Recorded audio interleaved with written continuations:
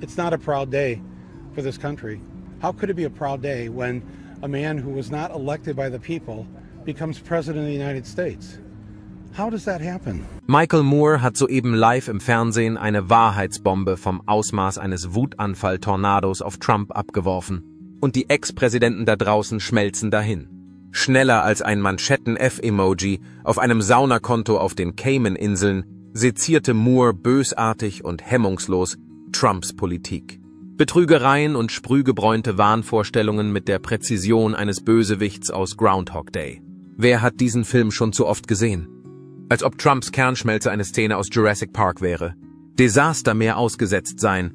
Auge allein kann es handeln. Seine Golfplatzpleiten und seine Mission unmöglich. Besessenheit mit Wahlen. Während Handeln wie ein Kleinkind, das gerade realisiert hat. Dass seine Manschette F-Plakat ist nicht jemand Angst. Ihre Konten auf den Cayman-Inseln sind das Einzige, was noch erfolgreicher war.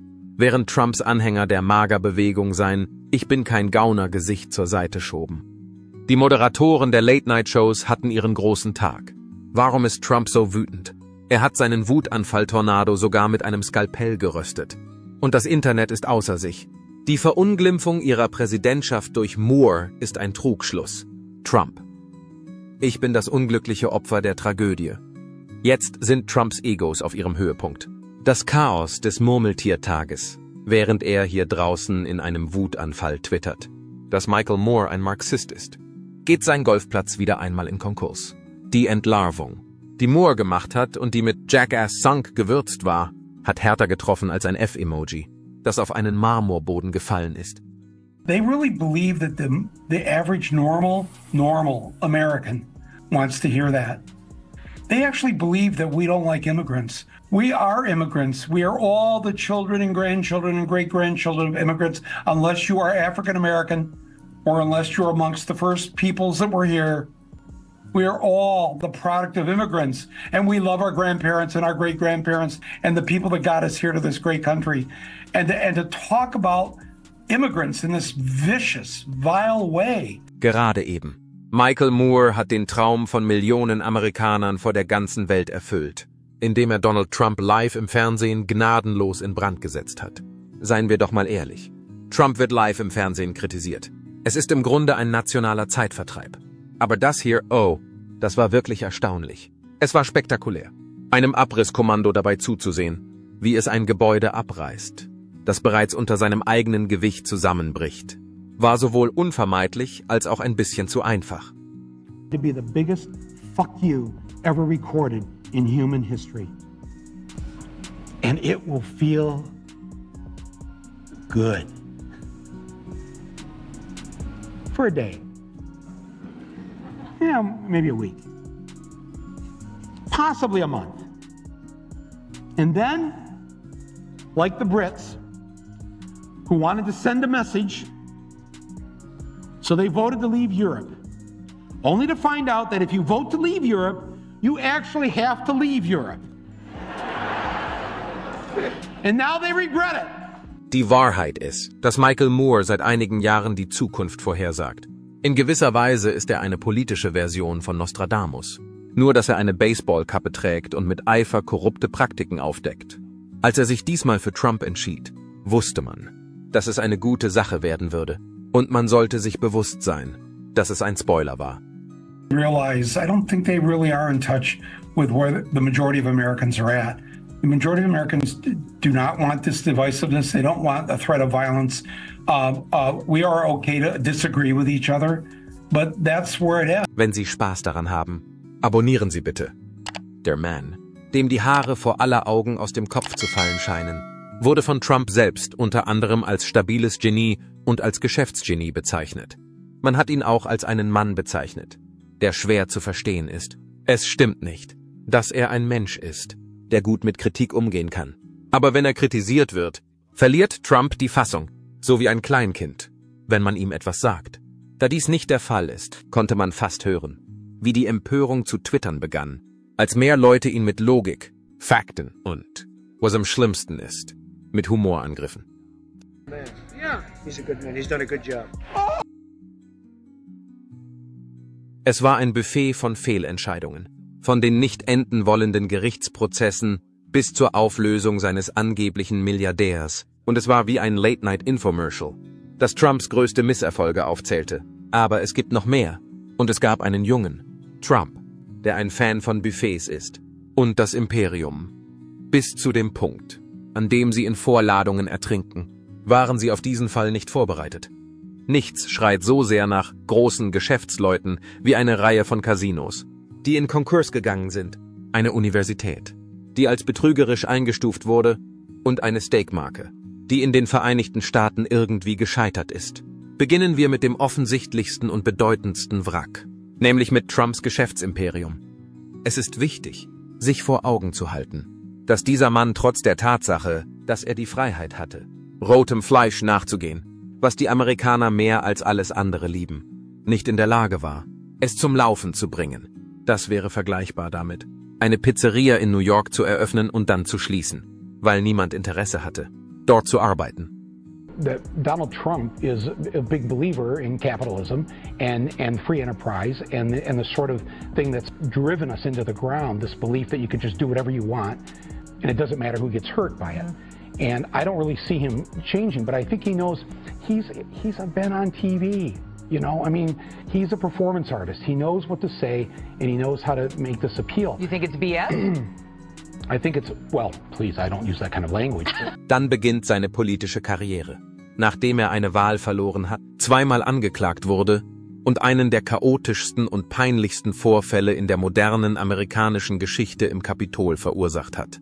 Sollte man meinen, dass er den Wink mit dem Zaunpfahl annimmt und in der politischen Bedeutungslosigkeit verschwindet. Allerdings ist er in einen langwierigen Autounfall in Zeitlupe verwickelt, der aus irgendeinem Grund immer schlimmer wird. Um das in die richtige Perspektive zu rücken, wäre allerdings ein Maß an Selbsterkenntnis erforderlich, das Donald J. Trump einfach nicht besitzt. Offenbar hat er den Eindruck, dass die Vereinigten Staaten von Amerika um seine Rückkehr ins Privatleben flehen. Je mehr sie ihm sagen, dass es genug ist. Er ist nicht der Typ Mensch, der Hinweise annimmt. Diejenigen, die bereits einen Hinweis von Trump annehmen, sind vergleichbar mit seinen treuesten Anhängern, die einer echten, auf objektiven Fakten basierenden Geschichtsstunde beiwohnen. Einfach ausgedrückt, es wird nicht passieren, weil es möglich ist, den Lauf der Geschichte in Echtzeit zu ändern. Warum sollte man sich also mit der Wahrheit auseinandersetzen? He knows something. He knows how to manipulate a dumbed-down population whose schools have been wrecked, whose media is just insipid and stupid and doesn't give people the facts about what's going on. So the public is easily manipulated by somebody like him, those who vote for him. He had record turnouts. He has the largest rallies.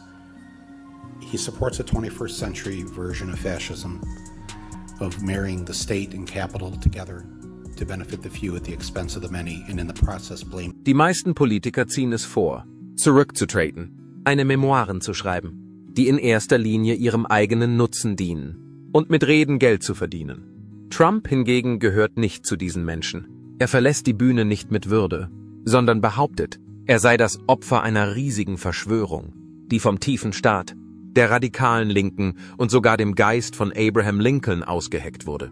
Er behauptet, dass er das Opfer dieser Verschwörung ist. Andererseits wird es vielleicht nicht die letzte sein. Doch dazu muss man abwarten. Trump hat die Ebene der Kunst erreicht, indem er Verschwörungstheorien auf diese Ebene gehoben hat. Die Grundlage seiner gesamten politischen Marke besteht aus Beschwerden, alternativen Fakten und dem Konzept, dass die Realität verhandelbar ist. Wahlniederlagen, Betrugsvorwürfe, Amtsenthebungsverfahren, Hexenjagdvorwürfe, Anklagen und die Einstufung als politisch. Wenn es um Trumps Welt geht, ist er nie schuld daran, verfolgt zu werden oder zu verlieren. Das System wird immer von jemand anderem gegen ihn manipuliert, zusätzlich zu den rechtlichen Problemen, mit denen er konfrontiert ist. Die Art und Weise, wie er sich nach seinem Ausscheiden aus dem Amt verhalten hat, zeigt, dass er einfach nicht akzeptieren kann, irrelevant zu werden. Das, was er am meisten verachtet, ist die Tatsache, dass er häufiger vor Gericht erscheinen muss als im Wahlkampf. Es ist jedoch klar, dass er auf seine rechtlichen Probleme stolz ist und sie als Rechtfertigung benutzt, um sich als Opfer darzustellen und die Augen seiner Anhänger zu provozieren. This president-elect doesn't seem engaged at all. He's more engaged with tweeting about Alec Baldwin on SNL. Yeah. 5 hours after the show finishes at 1 a.m. By 6 a.m., he's not funny, sad, not watchable. And it's like, you've got time for that? And you haven't taken one of the national security briefings? You've taken only 3 of them in this first month? Yeah. Trotz allem übt er weiterhin die Kontrolle über einen überwältigenden Teil des Landes aus. Und das unabhängig von der Zahl der Skandale, die er verursacht. Wie viele Faktenprüfer haben seine Behauptungen widerlegt? Und wie oft hat er die Demokratie völlig verunglimpft? Schon jetzt verfolgt das Publikum alles, wo es vor sich geht. Mit großer Aufmerksamkeit. Seiner Meinung nach ist das Ganze mit einer endlosen Reality-Show vergleichbar. Da jedoch viel auf dem Spiel steht und die Folgen erschreckend sind, ist das juristische Chaos ein großes Problem. Doch das ist der spannendste Teil. Recht und Unordnung und Trumps Klage sollten ihre eigene Reality-Show bekommen. Oh, der köstliche und nicht enden wollende juristische Sumpf, den wir derzeit in der Serie Trump Chronicles erleben. Moore hielt sich nicht zurück, als er die Lächerlichkeit eines Mannes anprangerte, der mit so vielen Anklagen konfrontiert ist, dass sich damit die Speisekarte einer Käsekuchenfabrik füllen ließe. Moores Kommentare waren völlig offen, während wir weiterhin so tun, als stecke eine komplexe Verschwörung des Staates dahinter, natürlich aufgrund der Tatsache, dass das Rechtssystem Kriegsverbrechern und Wall Street-Betrügern erlaubt hat. Ungestraft davonzukommen, ist es wichtig festzustellen, dass wir plötzlich die Entscheidung getroffen haben, gegen die Person vorzugehen, die im Besitz des abgelaufenen Gutscheins und der Spraybräune war. Der Einsatz von Geschäftsstrategien ist eine logische Entscheidung. Und lassen Sie uns über die Situationen sprechen, in denen sie zum Tragen kommen. Anklagen wegen strafbarer Handlungen, Zivilklagen oder Betrugsfällen und so weiter. Der Mann hat es. Es besteht eine gute Chance, dass das Anwaltsteam dieser Person immer einen Gruppenchat führt, der als Code Red bezeichnet wird. Währenddessen beklagt sich Trump weiterhin darüber, dass die Gerichte voreingenommen seien, als ob die Richter einfach zufällig Namen auswählen würden. Und sein Name taucht immer wieder ohne jede Erklärung auf. Es ist unmöglich, jahrzehntelang mit Gesetzesverstößen, der Unterbezahlung von Auftragnehmern und dem Missbrauch von Wahlkampfgeldern davonzukommen, ohne irgendwann erwischt zu werden. Die Folgen solcher Handlungen sind schwerwiegend. In der Tat kann ein Monopol manchmal zu einer Inhaftierung führen. Ein weiterer Aspekt ist seine Besessenheit vom Gewinnen. Trump spricht in der Tat häufig vom Gewinnen. Aber seien wir ehrlich, was seine Definition von Größe angeht, so ist seine Definition von Gewinnen genauso zutreffend. Obwohl er nicht nur 2-mal die Volksabstimmung verloren hat, sondern auch 6-mal Konkurs anmelden musste, schafft es dieser Mensch, Golf als einen Sport erscheinen zu lassen, der extrem ermüdend ist. Es ist, als wäre er der umgekehrte Midas, denn jede seiner Handlungen ist ein Rechtsstreit. Donald Trump outsmarted us all. And then there's a little throw up in every. Bei jedem großen Sieg in den letzten Jahren. Der Akt, Menschen davon zu überzeugen. Hunderte von Dollar für kitschige goldene Turnschuhe mit seinem Namen auszugeben. Nichts. Sagt so sehr Mann des Volkes wie der Betrug an den eigenen Anhängern mit exorbitanten Preisen. Von Liberace bis zu Schuhen, die auf QVC verkauft werden. Für die Herstellung dieser Schuhe scheinen Personen verantwortlich zu sein, die der Meinung sind, dass es eine persönliche Eigenschaft ist, ein Fan von Las Vegas zu sein. Andererseits können sie zumindest mit den Stakes der Fluggesellschaft konkurrieren, die nicht mehr im Geschäft ist. Die Gaunerei, die nicht enden wollende Gaunerei. Und das, was von der Trump University übrig geblieben ist, sind die beiden wichtigsten Dinge. Trump ist im Wesentlichen der Schein-Wow-Mann der Politik, mit der Ausnahme, dass er neue Schlamassel schafft, anstatt alte zu beseitigen. Wenn er mit dem Scheitern Geld verdienen könnte, wäre er der reichste Mensch auf dem Planeten. Seine treuesten Anhänger haben weiterhin Geld für alles ausgegeben, was er anfasst, selbst wenn es sich um ein teures Produkt von schlechter Qualität handelt. Wäre Michael Moore ein Komiker, der auch gerne Betrügereien aufdeckt, dann würde er seine Anhänger bitten, die Rechnung zu bezahlen. Jedes einzelne dieser Produkte hätte er mit der Präzision eines Chirurgen präsentiert. Er sprach mehr als nur Trumps Politik an oder das Fehlen einer solchen. Er hat mehr getan, als nur auf die Misserfolge, Skandale und die nicht enden wollende Reihe peinlicher Ereignisse hinzuweisen. Er griff mehr als nur Trumps Politik an. Insbesondere nahm er die Marke Trump ins Visier, Der Mythos, die Illusion und die gesamte Fake-Industrie der Sprühbräune, zu der sowohl billige Hüte als auch teure NFT-Friends gehören. If something happens, you know, a Donald Trump president, in his presidency, he is going to react in a way that talk about taking away people's rights, talking about clamping down in an authoritarian way, in the way that he likes to think about, you know, and nobody's going to be able to discuss then, where the hell were you in the 2.5 months leading up to taking office?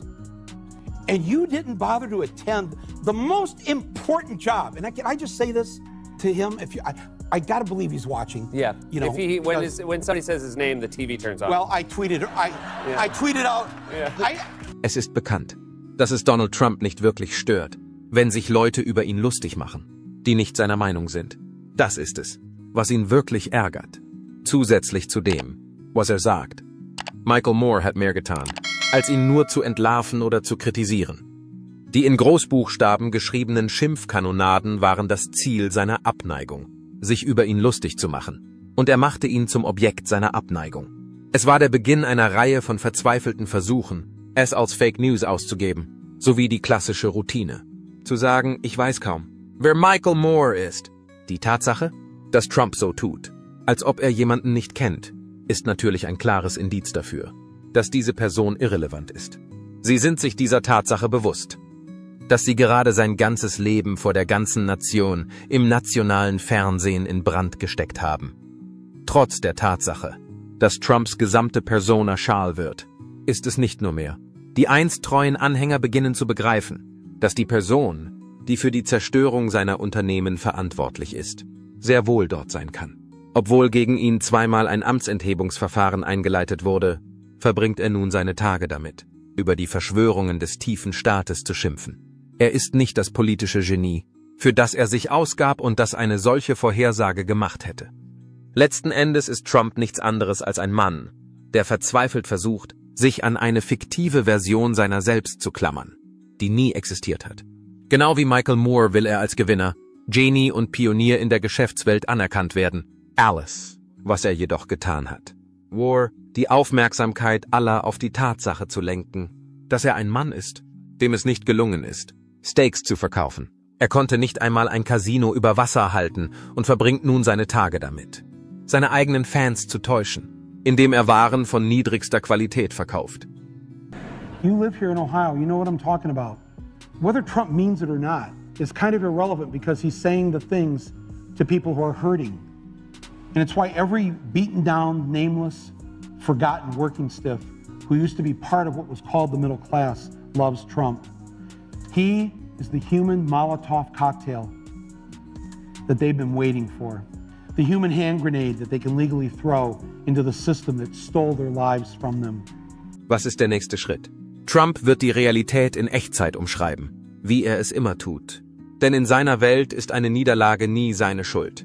Er wird einen Weg finden, sich selbst zum Opfer zu machen. Und er wird eine Reihe von verrückten Posts in den sozialen Medien veröffentlichen, in denen er behauptet, dass seine jüngste Demütigung durch den tiefen Staat oder eine andere fiktive Verschwörung verursacht wurde. Es gibt immer jemanden, dem man die Schuld geben kann, ob es nun korrupte Richter, manipulierte Systeme oder hartnäckige Hasser sind. Und selbst wenn das nicht klappt, kann er immer noch ein Stadion mit Menschen füllen, die unbedingt glauben wollen, dass er dieselbe Kraft ist. Einmal war er so erpicht darauf, an einer Kundgebung in einer weit entfernten Stadt teilzunehmen. Doch hier liegt das Problem. Diese für Trump unvorteilhafte Schlagzeile ist nicht so negativ, wie sie scheint. Er kann sie nicht mit einem Schlagwort oder Slogan abtun. Denn sie ist nicht nur kritisch gegenüber ihm. Dies ist etwas, das er nicht abtun kann. Das Einzige, was Trump nicht tolerieren kann, ist, dass er den Eindruck erweckt hat, schwach zu sein. Das hat er durch sein Verhalten getan. Was werden Sie tun, um Ihren Schmerz zu lindern? Und was werden Sie tun, um Ihren Schmerz zu lindern? Jede einzelne von Donald Trumps Marken ist auf der Annahme von Macht aufgebaut. Angefangen bei seinen Tagen im Immobiliengeschäft über seine Lehrzeit im Fernsehen bis hin zu seiner Präsidentschaft mit Kaffeegeschmack. Trotzdem zeigen sich allmählich Risse und sein Imperium zerfällt wie ein Wutanfall-Tornado in einem Kontosturm auf den Cayman Islands. Er ist nicht nur politischen Angriffen ausgesetzt, was eine Tragödie ist. An dieser Stelle kämpft er gegen die Irrelevanz wie ein Esel, der sich an ein sinkendes Schiff klammert. Falsche Informationen verbreiten, sich über Hexenjagden empören oder Kaffee auf seinen Murmeltiertag schütten. Misomojis Ausbrüche auf der Bühne werden nicht ausreichen, um die Welt und ihre Menschen in Bewegung zu halten. Größenwahn ohne Bodenhaftung. Pete Jurassic Park. Late-Night-Moderatoren, die völlig von Witzen versklavt sind, hatten ihren großen Tag. Warum schreit Trump weiter? Weil seine Konten auf den Kaimaninseln das einzige sind, was bei den Internetnutzern, die derzeit Memes erstellen, erfolgreich ist? Ein Ausbruch von Trump. Um die Wahrheit zu sagen, ich bin das Opfer. Seine Tiraden haben nur die Wahrheit über die Mission Impossible ans Licht gebracht und die Magie ist von ihrem Golfplatz genommen worden. Ihr Golfplatz ist wieder einmal bankrott gegangen. Zurzeit wirft er sich selbst einen Seitenblick zu. Auch wenn der Rest der Welt über sein Auge lacht, ist die Überlegung, dass eine Falte oder eine Wahrheitsbombe das Einzige ist, was es richten kann. Die letzte Wendung einleiten. Suzanne, wie Trump sich abmüht, seine Marke wieder aufzubauen, ist wie die Wiederholung eines Murmeltiertages. Ich bin die stärkste Routine. Jetzt eine verlegte Pointe, ist eine Neuinterpretation der Frage, warum niemand meinem Konto auf den Cayman-Inseln applaudiert, das ich eingerichtet habe. War Moore zu weit gegangen oder einfach nur brutal ehrlich? Lassen Sie es uns in den Kommentaren wissen. Wir möchten Ihre Meinung zu diesem Thema hören. Wenn diese Geschichte Sie schockiert oder zum Nachdenken gebracht hat, klicken Sie auf Gefällt mir, abonnieren Sie sie und klingeln Sie, damit Sie den nächsten Moment, der die politische Welt erschüttert, nicht verpassen.